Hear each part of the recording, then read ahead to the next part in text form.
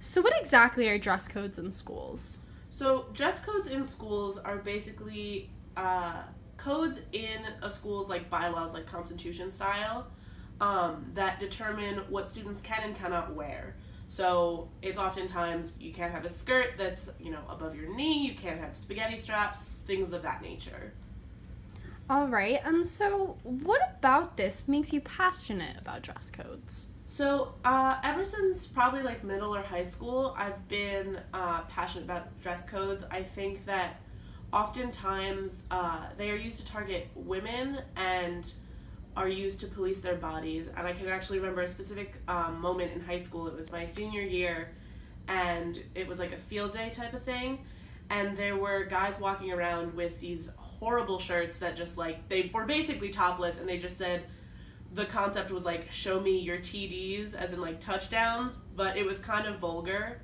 And the administration that day had actually called down a bunch of girls to tell them that they had to change, but these men were allowed to kind of walk around and just in these basically topless like shirts with this horrible message.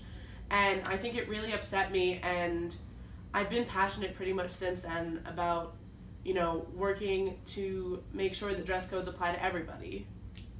All right. And do you think we should have dress codes in schools, and why or why not? I think that to some extent we should. I think that there are certain things that you shouldn't wear to school. Obviously you shouldn't show up fully naked, you shouldn't show up in this or that or whatever. But I think that there's a better way of going about doing it, because right now, certain people are targeted with dress codes, and I think that they are not fairly enforced. And I think that we need to, if we're going to have dress codes, I think we need to work to make sure that they're equally enforced. All right. And so who do you think is the most affected by dress codes? So in my personal experience, and actually in a lot of the media coverage about it, women are the ones most often corrected by dress codes. Oftentimes they're called out for wearing short skirts or tank tops with spaghetti straps or low cut tops. Oftentimes it doesn't really affect men. And I think that this unequal enforcement sends a big message to girls and women that says basically your education is not as important as men's quote unquote fragility. The idea that if a girl wears a tank top to school, she's distracting and should have to change or be forced to go home. But that kind of sends a message to the girl that she doesn't deserve to learn, because a man deserves to have a classroom without distractions. And I think that's honestly disgusting. I agree. That's really gross. So do you think your outfit that you're wearing right now would actually be in dress code or be out of dress code? The skirt would probably be fine, but given what my high school's dress code was, the top would probably be considered too revealing because it is actually a tank top. But the irony of that is that none of my body is showing in a way that is disrespectful, and if I was forced to go home or change, that really would tell me that my education is not as important as a man's. And I think that a lot of times the people enforcing these dress codes are male teachers, and that brings up a very disgusting question of, well, why are adult men looking at, high school and middle school women in a way that is kind of willing to look at them in a way where it's like, oh, that's distracting, and that kind of gets disgusting.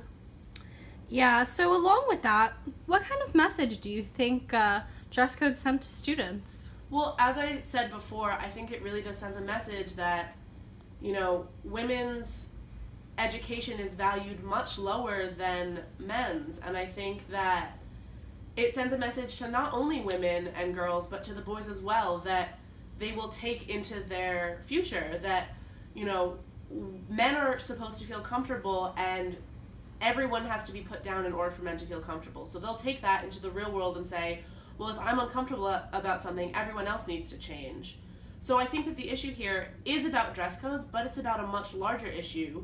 The fact that our society is continually telling women that they need to change who they are in order to make men comfortable. And I think that that needs to change as a whole, because that is not okay. Well, so then how do you think we should go about fixing this?